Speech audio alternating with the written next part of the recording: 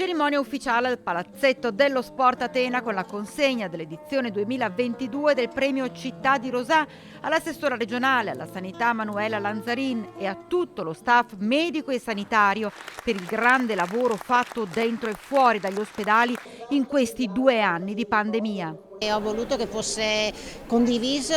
unitamente a tutto il personale sanitario e sociosanitario che in questi 2 anni effettivamente ha lottato in prima fila in maniera instancabile, con abnegazione, con coraggio e con una forza incredibile. Erano gli eroi, sono gli eroi oggi, saranno gli eroi domani. Con l'occasione sono stati consegnati anche i premi Rosà che lavora a 5 aziende, i Milani, Green Salon di Paola Dalla Costa, Moto Bizzotto, Leon e la società agricola suinicola Castellan di Antonio Castellan, aziende che a vario titolo si sono distinte soprattutto in questo periodo difficile. Io devo ringraziare sin dall'inizio tutte le rappresentanti di categoria perché